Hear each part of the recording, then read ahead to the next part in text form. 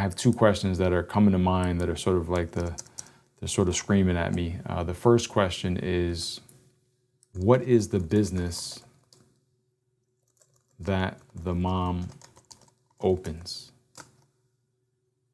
This is a specific question for my story, and this one may not apply to you and your story, but this is something that I have to think about and answer. This is obviously going to be pivotal to my story. And then another big question that comes to mind for my story is, what is the reason the mom wants to open this business for her son? So these are two big questions. So we started with 7 together. As I've worked on these 7, now I'm coming up with 2 big questions that I know I'm going to have to answer, think about coming up here. Let me go ahead and I'm going to work on this question here a little bit. What is the business that the mom opens? And so it could be an ice cream shop, a car wash, bakery, restaurant. It could be a cafe, maybe some sort of local garden, or something related to like gardening, or like a farm, or maybe, I don't know, a farm. Yeah, maybe a farm. Maybe a local tour business. Maybe there's a museum, or like a hiking trail or something like that.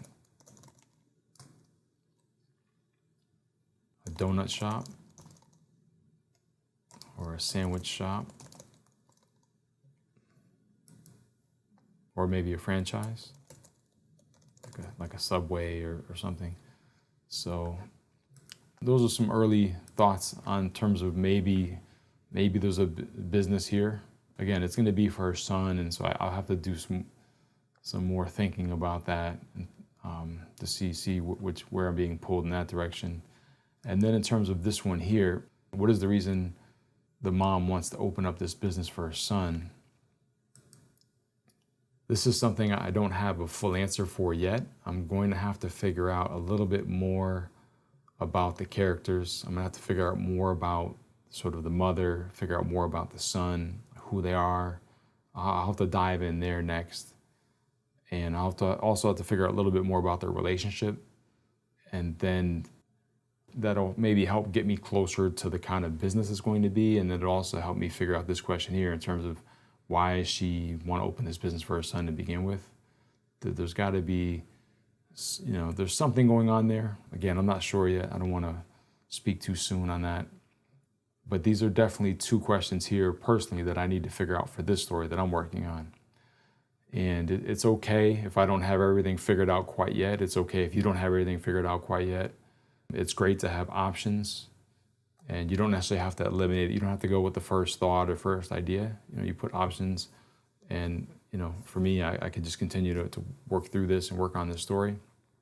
I'm not going to put this pressure on myself. I'm just going to explore.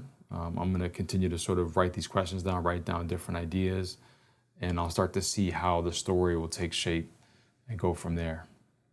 And so these are the questions I came up with for myself. Here's the last question I have for you. What questions do I already have about my story? Again, so I've given you my questions, and this is the question I'm going to leave you with. What questions do I already have about my story? So when you look at with what you've written so far, you should have some, just the way I have these pressing questions, these 2 here that are pressing, you should have a question or more, you should have a bunch of questions. And so, yeah, go ahead, write those down, spend some time thinking about those questions that you have for your story, answer your own questions. Let's go back and let's recap everything that we've been able to do so far. Obviously you can see that I've come up with 10 questions. We've done some writing. So going back to the top, I've set some boundaries, nothing overly specific, but this does This gives me a box, it gives me a container, you could say, that I can be creative within. Yeah, so this is what I'm trying to get out of my story, that this is what maybe the story is trying to give back to me. This helps give me some direction. It just helps me set the course. So after that, then I've written all my ideas down. So here's my ideas. Again, it's not that much. So in my case, I'm starting with very little. And again, I'm doing that in part just to show that you don't necessarily need a lot to get started.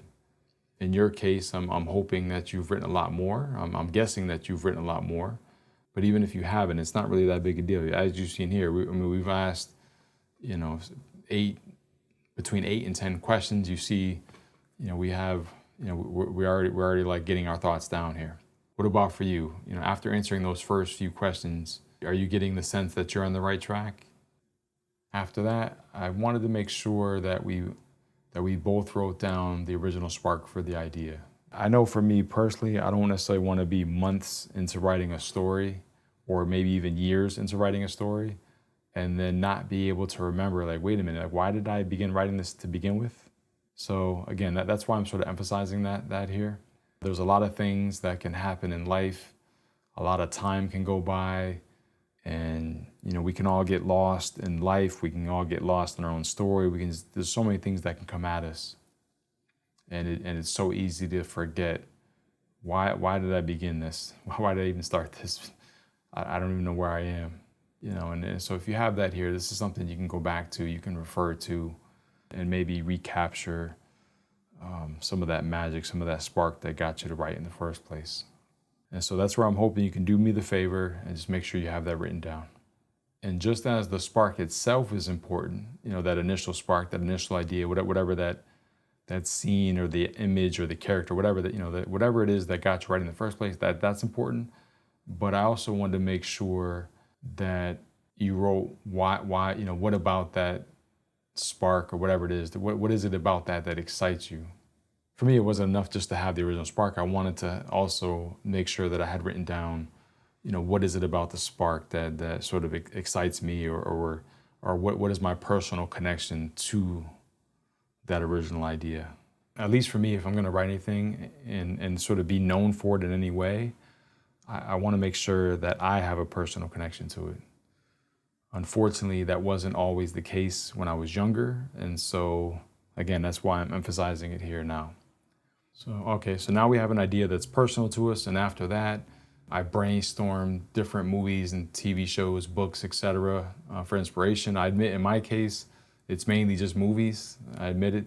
They'll be mad at me. But I do find this really helpful. Again, I can start to see visually the kind of story that I'm aiming for. I can sort of take these examples, use these examples. I gain that inspiration.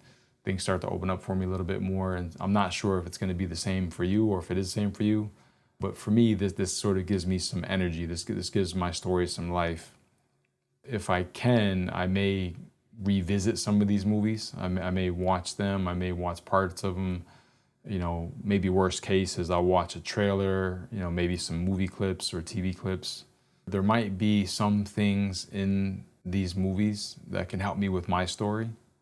Again, there might be certain aspects to them. Maybe there's certain things that happen with the structure or between the characters. Obviously I'm trying to create my own spin and create my own story, but there's just things that I might be able to pull from here.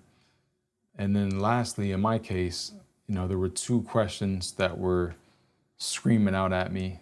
I have these 2 questions here that I wrote down that I'm going to need to answer. I did sort of give my initial thoughts to one of the questions, and then I have one that I'm going to probably need some more time with before I'm able to answer that.